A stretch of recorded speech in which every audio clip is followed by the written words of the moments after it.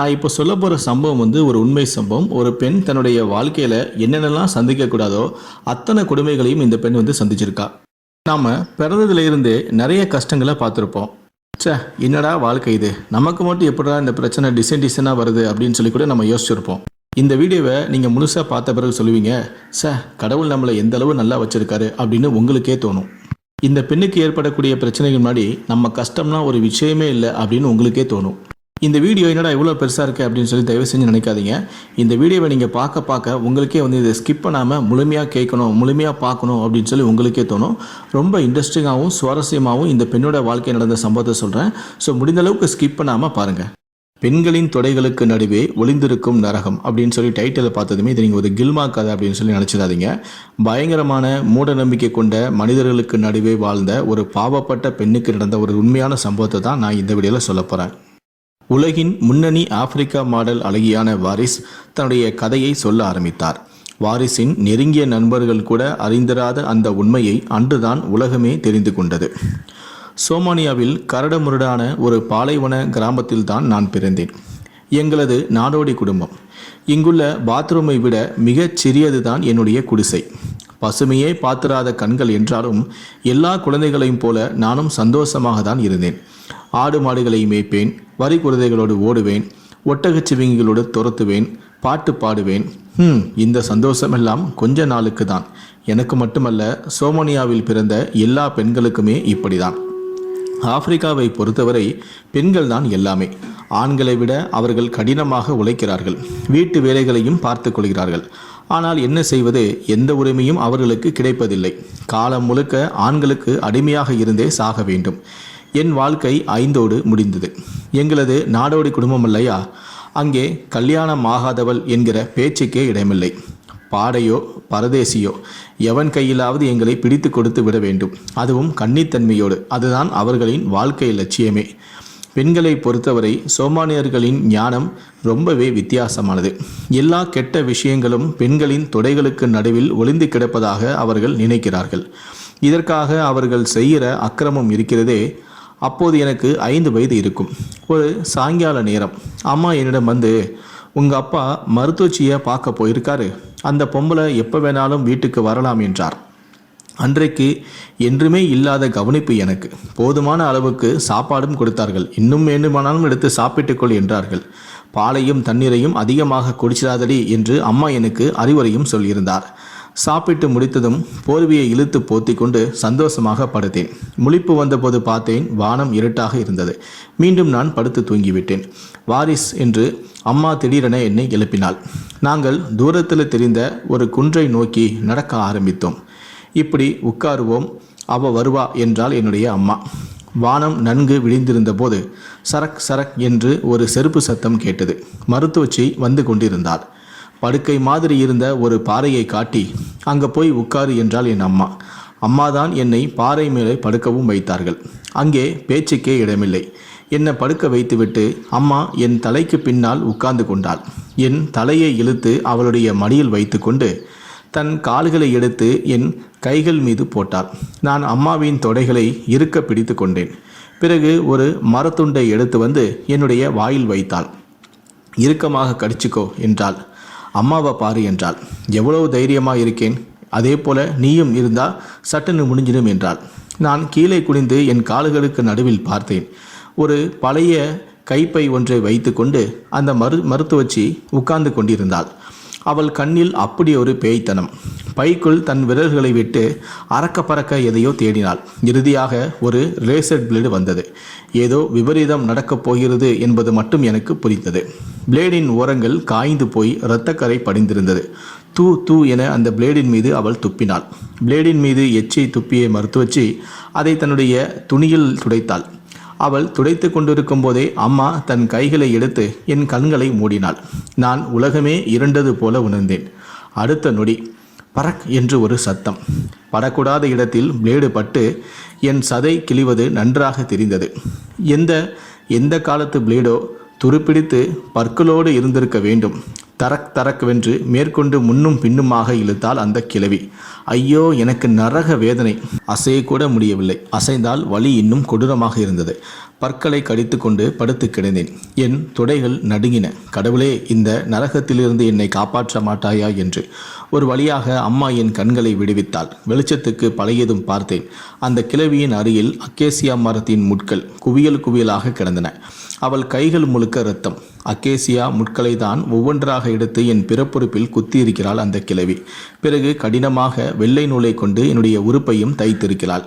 சிறுநீர் கழிக்க ஒரே ஒரு துவாரத்தை வைத்துவிட்டு மீதி உறுப்புகள் மூடப்பட்டு விட்டன.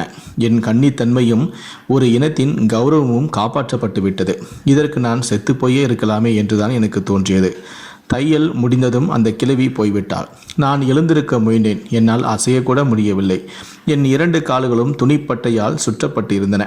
அம்மா என்னை நகர்த்தியதும் அந்த பாறையை நான் திரும்பி பார்த்தேன். ஒரு கோழியை வெட்டி மீதியை விட்டிருந்தால் எப்படி இருக்குமோ அப்படி இரத்தம் சகதியோடு இருந்தது அந்த பாறை. என் பிறப்புறுப்பின் உணர்ச்சிமிக்க பாகங்கள் வெயிலில் காந்து கொண்டிருந்தன. காற்று நெருப்பு மாதிரி வீசிக்கொண்டிருந்தது. என்னால் சித்திரவதையை தாங்க முடியவில்லை. ஒரு வழியாக அம்மாவும் அக்காவும் சேர்ந்து பக்கத்தில் இருந்த மர நிழலுக்கு என்னை இழுத்து சென்று போனார்கள். அங்கே ஒரு சிறிய குடிசை ஒன்றும் போடப்பட்டிருந்தது. காயம் குணமாகிற வரை அங்குதான் இருக்க வேண்டுமாம். முதலாக எனக்கு அப்போது சிறுநீர் வெளியேறியது. எனக்கு நன்றாக இன்று வரை அது நினைவிருக்கிறது. அந்த இடத்தில் அமிலத்தை, அதாவது ஆசிடை ஊற்றினால் எப்படி இருக்குமோ அப்படிதான் எனக்கு இருந்தது. உயிரே போய்விட்டது. அந்த அளவுக்கு ஒரு எரிச்சல். திவுதிவுவென தீப்பற்றி எரிந்தது என்னுடைய பிறப்புறுப்பு. தையல் போடப்பட்டிருந்த அந்த புத்தல்களின் வழியாக தான் தீக்குச்சி இறைத்தார் போல சிறுநீரும் வெளியேறியது. எனக்கு அது மரண வேதனையாக இருந்தது. இதனால் சிறுநீர் வந்துவிடுமோ என்கிற பயத்தில் தண்ணீர் குடிக்கவே நான் பயந்தேன். பல நாட்கள் இப்படிதான் நான் வாழ்ந்தேன். திடீரென ஒரு நாள் கிருமி தொற்று ஏற்பட்டு கடுமையான காய்ச்சல் அடிக்க ஆரம்பித்தது. அம்மா தான் என்னை பார்த்து கொண்டாள்.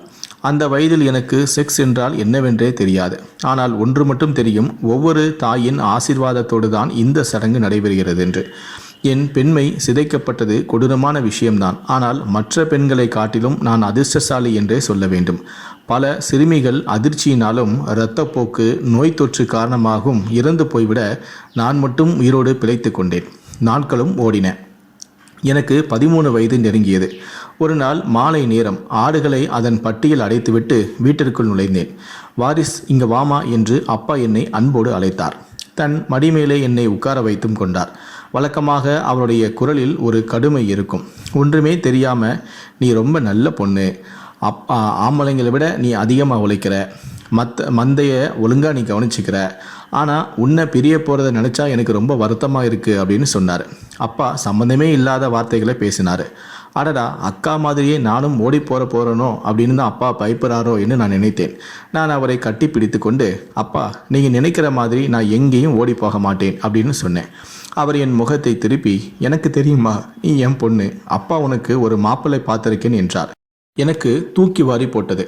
அப்பா, எனக்கு கல்யாணத்தில் விருப்பமில்லை என்றேன். நான் கொஞ்சம் தைரியமாக வளர்ந்தவள். இப்போது பலவீனமாக நான் உணர்ந்தேன். அடுத்த நாள் காலை நான் பால் கறந்து கொண்டிருந்தேன். வாரிஸ், இங்க வா, இதுதான் நீ என்று அப்பா என அழைத்தார்.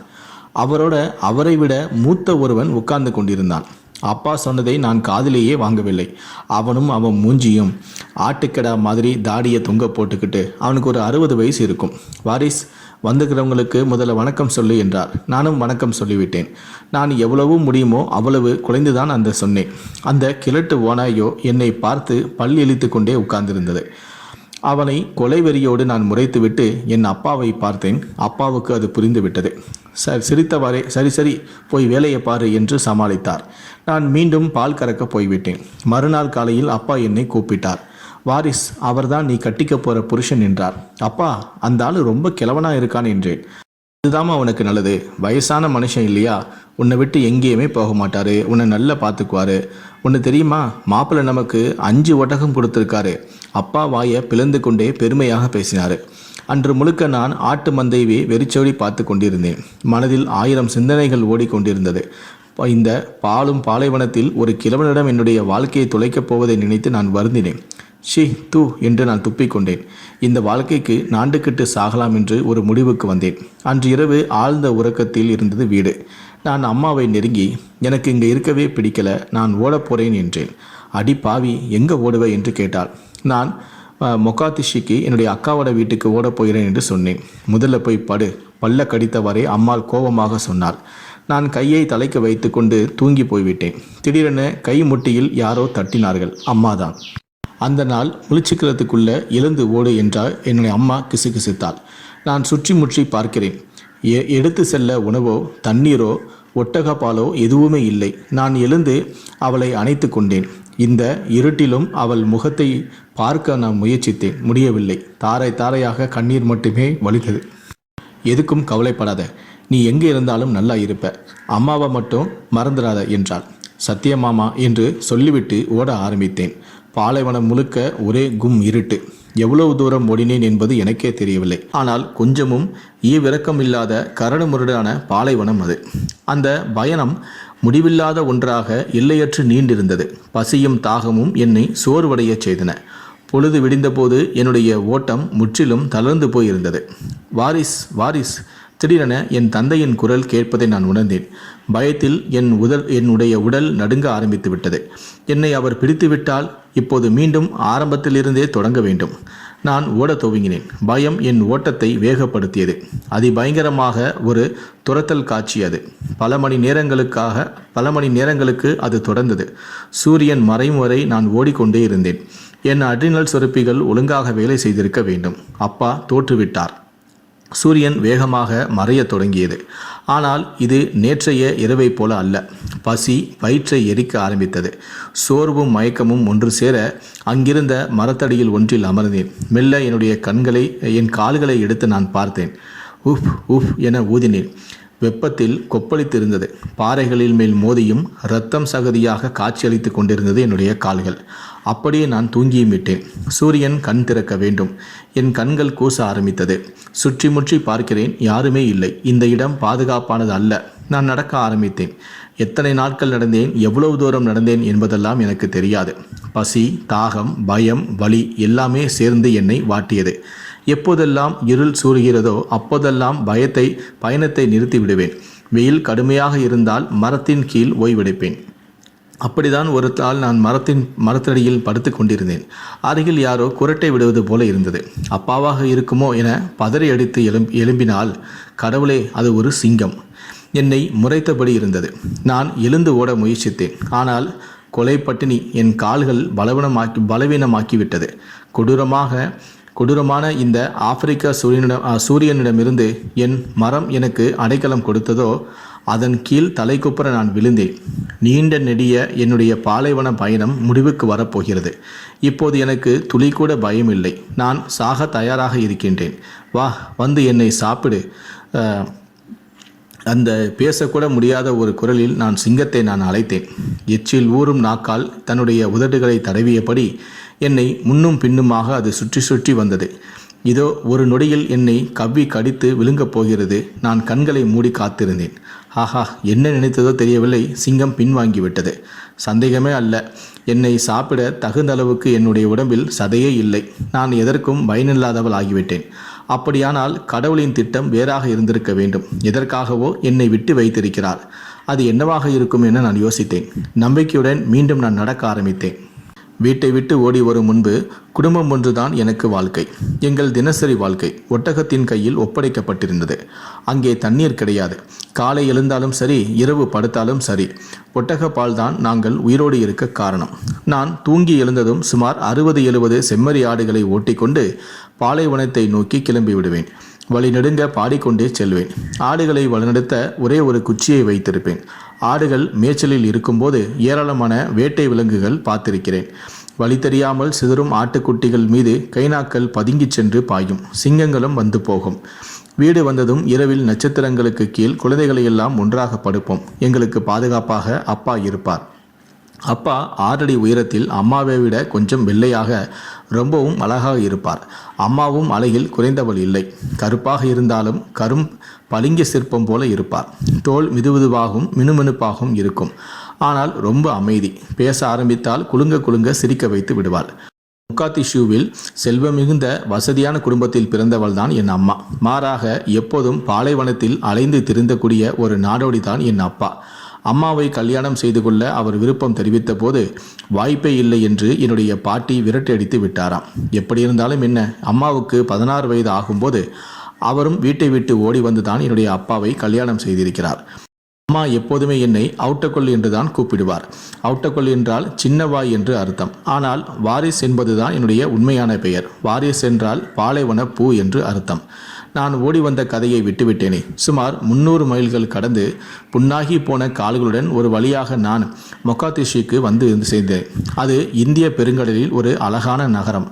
அந்த நகரத்தை சுற்றி நிறைய பனை மரங்களும் கலர் கலரான பூச்செடிகளும் இருந்தன. அங்கிருந்த வீடுகளும் கொள்ளை அழகு. அவற்றில் பெரும்பாலானவை இத்தாலியர்களால் கட்டப்பட்டிருந்தன. மொகாதிஷு ஒரு காலத்தில் இத்தாலியர்களின் தலைநகராக இருந்ததே இதற்கு காரணம். ஒரு கொக்கு மாதிரி கட்டிடங்களை எட்டி எட்டி பார்த்து கொண்டே நடந்தேன். ஒரு மார்க்கெட் வந்தது. அங்கிருந்த பெண்களிடம் என்னுடைய அக்காவான அம்மன் தெரியுமா என்று நான் விசாரித்தேன். உன்னை எங்கேயோ பார்த்த மாதிரி இருக்கே என்று யோசித்த ஒரு பெண்மணி தன்னுடைய மகளை அழைத்து இவளை கொண்டு போய் அம்மன் வீட்டில் விடு என்றாள். நான் அக்கா வீட்டுக்குள் நுழைந்த போது அவள் நன்றாக தூங்கி கொண்டு இருந்தாள். நல்ல வேளையாக அவளுக்கு நல்லதொரு கணவன் கிடைத்திருந்தான். அவர்கள் தமது முதல் குழந்தையை எதிர்பார்த்து காத்திருந்தார்கள். நான் வீட்டு வேலைகளை முழுவதையும் பார்த்து கொண்டிருந்தேன். கொஞ்ச நாள் கழித்து அக்காவுக்கு அழகான ஒரு பெண் குழந்தையும் பிறந்தது. நான் தான் அவளையும் பார்த்து கொண்டேன். அதன் பிறகு அக்காவுக்கும் எனக்கும் ஒத்துப்போகவில்லை. ஒரு முதலாளி போல என்னிடம் நடந்து கொண்டாள். மொகாதிஷுவில் எனக்கு வேறு சில சொந்தங்களும் இருந்தன. நான் என் சித்தியின் வீட்டுக்கு போய் கொஞ்சம் நாள் இங்கேயே தங்கிக்கவா என்றேன். எதிர்பார்த்ததை விட அவர்கள் அன்பானவர்களாக இருந்தார்கள். தாராளமாக தங்கிக்கோ, உனக்கு இங்கே ஒரு ஃப்ரெண்டு கூட இருக்கா என்றார்கள். வழக்கம் போல இங்கேயும் நான் தான் வீட்டு வேலைகளெல்லாம் கவனித்து கொண்டேன். அம்மாவை தனியாக விட்டுவிட்டு வந்தது எனக்கு வருத்தமாக இருந்தது. பாவம், எல்லா வேலைகளையுமே அவள் ஒருத்திதான் செய்திருக்க வேண்டும். நான் ஏதாவது செய்தாக வேண்டும். பணம் சம்பாதித்து அவளுக்கு அனுப்ப வேண்டும் என நான் தீர்மானித்தேன். பணம் சம்பாதிக்க வேண்டுமென்றால் வேலைக்கு போக வேண்டும். தேடினேன். ஒரு இடத்தில் சித்தாள் வேலையும் கிடைத்தது. ரொம்பவும் கடினமான வேலை. எல்லோரும் நான் ஓடிப்போய்விட்டேன் என்று தான் நினைத்தார்கள். ஆனால் கடுமையாக உழைத்தேன். $60 கிடைத்தது. நாட்களும் ஓடின. ஒரு நாள் சித்தியின் வீட்டில் வீட்டு வேலைகளை செய்து கொண்டிருந்தேன். ஊரிலிருந்து முகமது சித்தப்பா வந்திருந்தார். என்னுடைய இன்னொரு சித்தியின் வீட்டுக்காரர். அடுத்த 4 வருஷமும் லண்டனில் தான் இருக்க போகிறேன். வீட்டு வேலைக்கு ஆள் வேணும். யாராவது நல்ல பொண்ணா இருந்தா சொல்லு என்று முகமது சித்தப்பா என் சித்தியிடம் பேசிக் கொண்டிருந்தார். அது என்னுடைய காதில் விழுந்தது. அவர் லண்டனில் சோமானிய தூதரகத்தில் வேலை பார்ப்பார். நான் மெல்ல என் சித்தியை கூப்பிட்டு, நான் வேணும்னா அவர் வீட்டுக்கு போகிறேனே ப்ளீஸ் என கெஞ்சினேன். சித்தி ஒரு நிமிஷம் யோசித்து விட்டு, ஏன் நீங்கள் வாரிசை கூட்டிகிட்டு போகக்கூடாது, அவர் ரொம்ப சுத்தமாக வேலை செய்வா என்றார். சித்தப்பா என்னை உற்று பார்த்தார். ஓகே, நாளைக்கு மதியமே ரெடி ஆயிரி, நாம் லண்டன் கிளம்புகிறோம் என்றார். மறுநாள் என்னுடைய பாஸ்போர்ட்டும் வந்தது. எனக்கு பயங்கர ஆச்சரியமாக இருந்தது. முதலாக என்னுடைய பெயர் அச்சடிக்கப்பட்டிருந்தது. ஒரு வழியாக லண்டன் வந்தாகிவிட்டது. ஆடம்பரமான மாளிகைகள், வெள்ளை வெள்ளையென மனிதர்கள், விழுகின்ற வெண்பனி துளிகள் என முற்றிலும் புதிதாக முழுவதும் அந்நியமாக இருந்தது லண்டன். சித்தப்பாவுக்கு அழகான ஒரு மாளிகையும் ஒதுக்கப்பட்டிருந்தது. மரியம் சித்தி என்னை முகமலர வரவேற்றார். அவரை ஓடிச் சென்று கட்டிப்பிடிக்க நான் எண்ணினேன். ஆனால் அவரது நவநாகரிக உடை என்னை அச்சம் கொள்ள செய்தது. சித்தி எனக்கு பெட்ரூமை திறந்து காட்டினாள். அம்மாடி, அவ்வளோ பெரிய படுக்கை அறையை நான் என் கனவிலும் கண்டதில்லை. என் வீட்டை விட பெரிதாக இருந்தது. சொகுசான மெத்தை, அப்படி ஒரு சொகுசை என்னுடைய வாழ்வில் நான் அனுபவித்ததே இல்லை. அன்றிரவு நான் சொர்க்கத்தில் தான் உறங்கினேன். அடுத்த நாள் பெருக்குவது, துடைப்பது, துவைப்பது, கழுவுவது என்னுடைய வழக்கம் போல என்னுடைய வாழ்க்கையில் வேலைகளை நான் தொடங்கினேன். எப்படி சமைக்க வேண்டும் என்பதை சித்தி எனக்கு கற்றுக் கொடுத்தாள். எனக்கு 16 வயது இருக்கும்போது முகமது சித்தப்பாவின் சகோதரி இறந்து போய்விட அவளது மகள் எங்களோடு வந்துவிட்டாள். நான் தான் அவளை கான்வென்ட்டுக்கு அழைத்துச் செல்வேன். ஒரு நாள் ஸ்கூல் வாசலில் வைத்து ஒரு ஆள் என்னை முறைத்து பார்த்து கொண்டிருந்தார். அவருக்கு சுமார் 40 வயது இருக்கும்.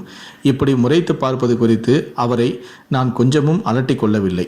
நான் குழந்தையை ஸ்கூலில் விட்டுவிட்டு திரும்புகிறேன். திடீரென அந்த ஆள் என் பக்கத்தில் நிற்கிறார். எனக்கோ ஆங்கிலம் தெரியாது. அவர் என்ன பேசுகிறார் என்பதும் புரியவில்லை. நான் பயந்து கொண்டே வீட்டுக்கு வந்துவிட்டேன். அந்த ஆளின் மகளும் அந்த ஸ்கூலில் தான் படித்தாள். பிறகு எப்போதெல்லாம் என்னை பார்க்கிறாரோ அப்போதெல்லாம் சிரித்து வைப்பார்.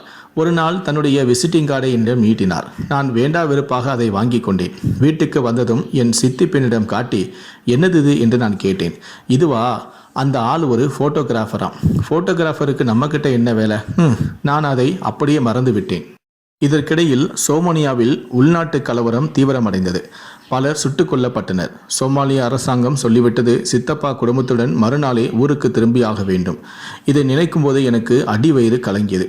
சித்தப்பா, என் பாஸ்போர்ட்டை எங்கே தொலைத்தேன்னு எனக்கு தெரியவில்லை என நான் வேண்டுமென்றே பொய் சொன்னேன்.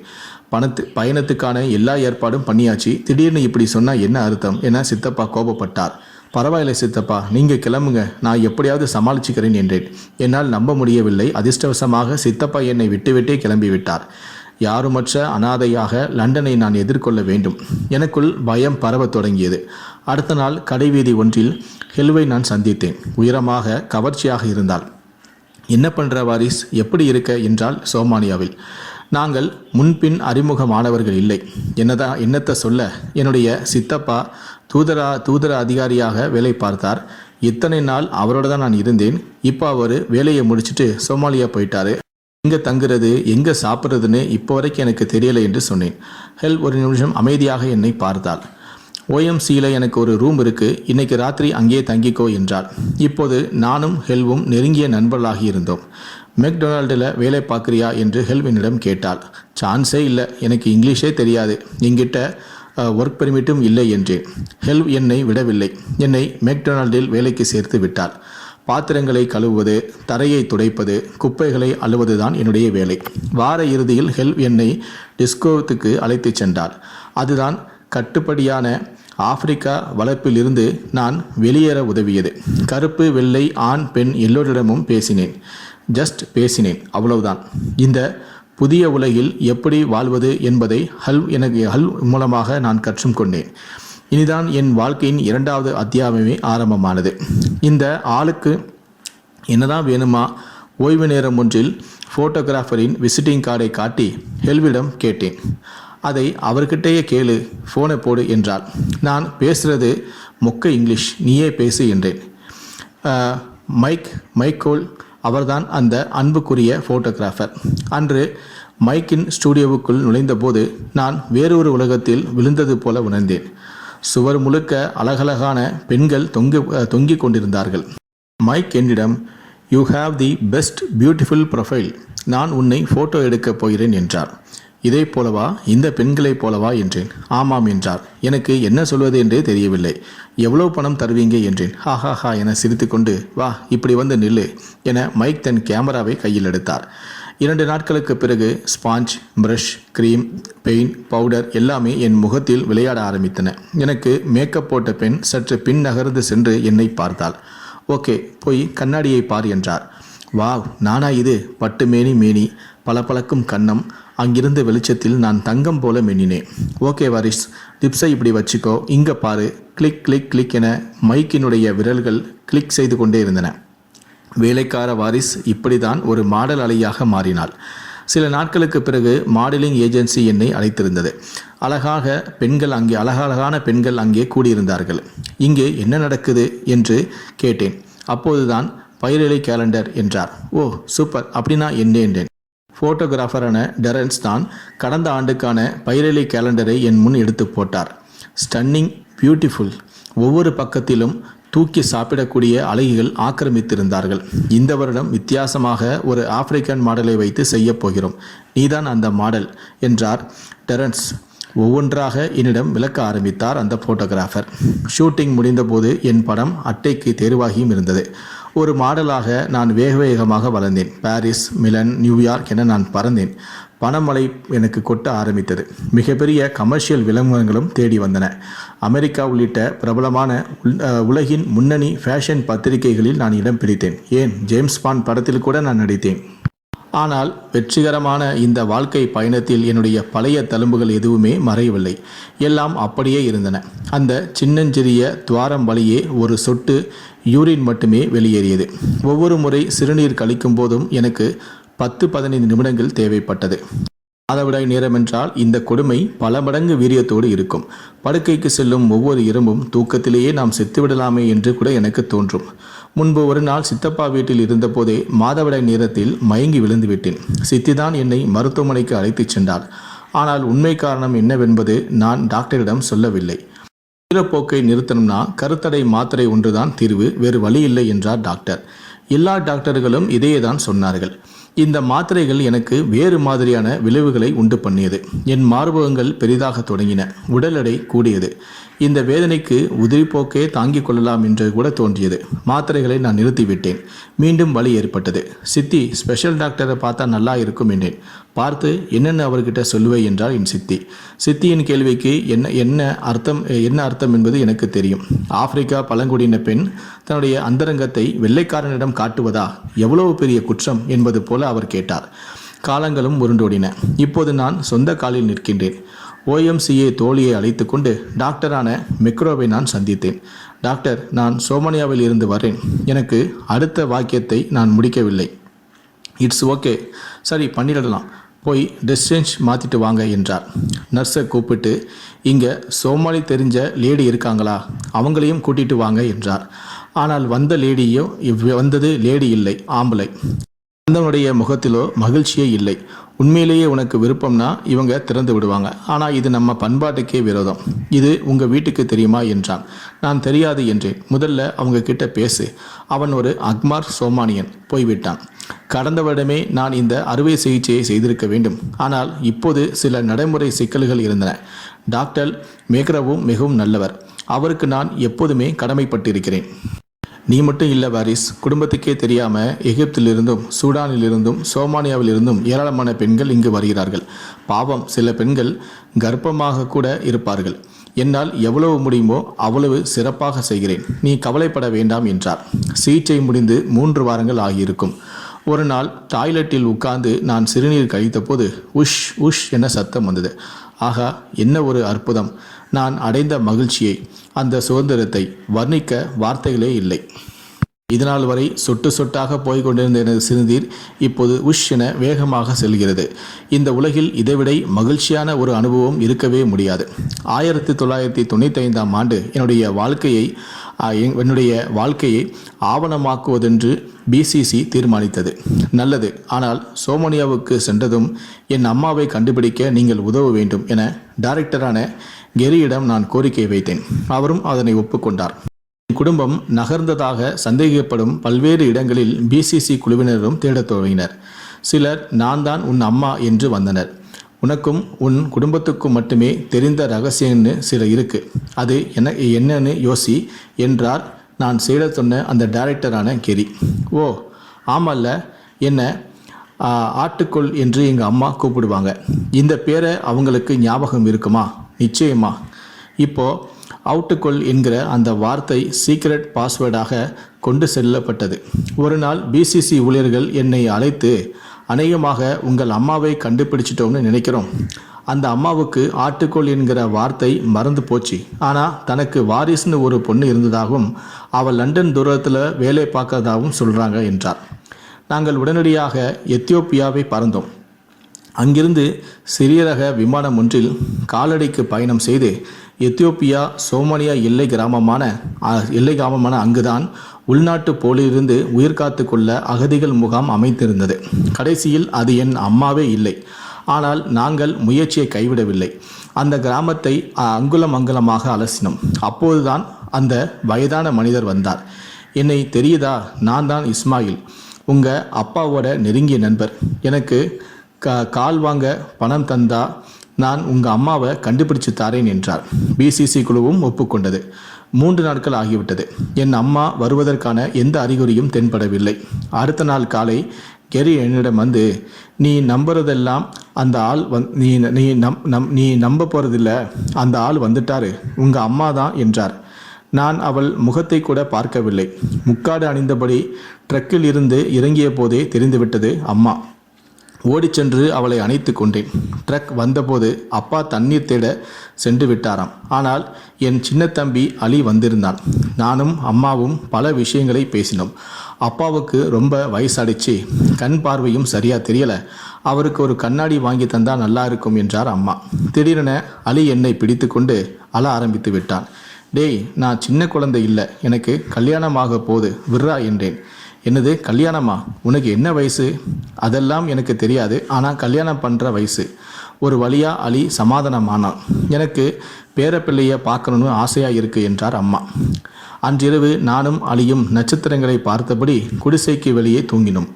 அவன் என்னிடம் நிறைய கேள்விகளை கேட்டான். எனக்கு பழைய ஞாபகங்கள் ஒவ்வொன்றாக திரும்பின. நான் மிகுந்த சந்தோஷமாகவும் மிக அமைதியாகவும் உணர்ந்தேன். மறுநாள் காலை விமானம் புறப்பட தயாராக இருந்தது. அம்மா, போதுமான அளவுக்கு நீ உழைச்சிட்ட, இனிமே நீ ஓய்வெடுக்கணுமா, கிளம்பி என் கூட வா என்றேன். இல்லை, உங்கள் அப்பா இங்கே தான் இருக்காரு, அவரை நான் தான் பார்த்துக்கணும். அவர் இருக்கிற இடம்தான் எனக்கு வீடு, நாடு, எல்லாமே. முடிஞ்சா ஒன்று செய், சோமனியாவில் எங்களுக்கு ஒரு வீடு வாங்கி கொடு, அது போதும் என்றார். நான் அவளை இருக்க அணைத்து கொண்டேன். அம்மா, நான் உன்னை உயிருக்கு உயிராக நேசிக்கிறேன். உன்னை பார்க்கத்தான் இங்கு வந்தேன், அதை மறந்துடாதே என்றேன். இப்போது நான் லண்டன் திரும்பிவிட்டேன். ஆனால் வாழ்க்கையில் நான் பட்ட துன்பங்கள் யாருக்கும் தெரியாமல் மறைந்தே இருந்தது. உலகத்தை பொறுத்த அளவில் நான் பிரபலமான ஒரு மாடல். மாதங்கள் உருண்டன. ஆண்டு 1997. உலகின் முன்னணி ஃபேஷன் பத்திரிகையான மேரி கிரேயர் உலகின் முன்னணி மாடல் அழகியான வாரிசை பேட்டி காண வந்தது. சொல்லுங்கள், எப்போது உங்களுடைய ஃபோட்டோகிராஃபரை சந்தித்தீர்கள்? அதுதான் உங்கள் வாழ்க்கையில் திருப்புமுனை இல்லையா என்றார். இல்லை. என்ன? ஆமாம், நீங்கள் நினைப்பதெல்லாம் என் வாழ்க்கை என்னை எதிர்பார்க்கிறீர்கள் என்று தெரியவில்லை லாரா. ஆனால் மாடலிங் பற்றி ஏற்கனவே நீங்கள் எழுதியிருப்பீர்கள். நான் சொல்ல நினைப்பது அதுவல்ல. எனக்கு சத்தியம் செய்து கொடுத்தால் நான் உங்களுக்கு உண்மை கதையை சொல்கிறேன். ரிப்போர்ட்டரான லாரா கண்கள் அகல விரிந்தன. ஐ டு மை பெஸ்ட் சொல்லிக்கொண்டே ரெக்கார்டரை ஆன் செய்தார். நான் என் கதையை சொல்ல ஆரம்பித்தேன். லாராவால் உணர்ச்சிகளை கட்டுப்படுத்த முடியவில்லை. இப்படி ஒரு கதையை கனவிலும் அவர் நினைத்திருக்க மாட்டார். தேம்பி அழ ஆரம்பித்து விட்டார். என் நெருங்கிய நண்பர்களை கூட அறிந்திராத உண்மையை இப்போது உலகமே தெரிந்து கொண்டு விட்டது. ஆனால் செக்ஸ் என்றால் என்ன இன்று வரை எனக்கு தெரியாது. என் வாழ்நாளில் ஒருபோதும் நான் செக்ஸ் இன்பத்தை அனுபவித்ததே இல்லை, அனுபவிக்கவும் முடியாது. நாங்கள் ஆண்களுக்காக, அவர்களின் தேவைக்காக மட்டுமே படைக்கப்பட்டவர்கள். அவர்களுக்கு கன்னிப்பெண் வேண்டும் என்பதற்காக 5 வயதுக்குள்ளேயே எங்களுடைய உறுப்பை அறுத்து கிளிட்டோரிஸை வெட்டி எரிந்து விடுகிறார்கள். மீண்டும் எப்போது அவர்களுக்கு தேவையோ, அதாவது முதலிரவுக்கு முன்பு வெட்டி திறந்து விடுவார்கள். 3000 ஆண்டுகளாக வெட்ட வெளியில் எந்த விதமான மருத்துவ உபகரணங்களும் இன்றி, மயக்க மருந்து கூட இல்லாமல் இந்த அறுவையானது நடக்கிறது. சிலருக்கு கத்திரிக்கோள் கூட கிடையாது. கூர்மையான பாறை கற்கள் தான். நான் பிழைத்து விட்டேன். ஆனால் லட்சக்கணக்கான என் சகோதரிகள் அறுவையின் போது, சிலர் அறுவைக்கு பின்பும் நோய் தொற்று ஏற்பட்டு, சிலர் அப்படியே உயிர் பிழைத்தாலும் கூட குழந்தை பேரின்றி, சிலர் என அடுக்கடுக்காக செத்து போகிறார்கள். அவர்களை யார் காப்பாற்றுவது? மத அடிப்படைவாதிகளால் என் உயிருக்கு ஆபத்து என்று நண்பர்கள் அஞ்சுகிறார்கள். இருக்கட்டும், அதை பற்றி நான் கவலைப்படவில்லை. பெண்களின் பிறப்பொறுப்பை சிதைக்க வேண்டும் என்று குரானில் எங்காவது கூறப்பட்டு இருக்கிறதா சொல்லுங்கள். பேட்டி வெளியான பிறகு வந்த அழைப்புகளை அடுத்து ஐநா அரங்கில் இப்படிதான் பேசினேன். இப்போது பெண் உறுப்பு சிதைத்தலுக்கு எதிரான இயக்கத்தின் சிறப்பு தூதராக ஐநா என்னை நியமித்திருக்கிறது. அடிப்படைவாதிகளால் என் உயிருக்கு ஆபத்து இருப்பது தெரியும். முதலில் அந்த கிழவனிடமிருந்து கடவுள் என்னை காப்பாற்றினார். பிறகு சிங்கத்திடமிருந்து. அவர் என்னை உயிரோடு வைத்திருப்பதற்கான காரணமே இதுதான். ஒரு நாள் இந்த கொடுமையிலிருந்து அனைத்து பெண்களும் வெளியேற சுதந்திரம் பெறுவார்கள். வாரிஸ் அதற்காக தான் உழைத்து கொண்டிருக்கிறாள்.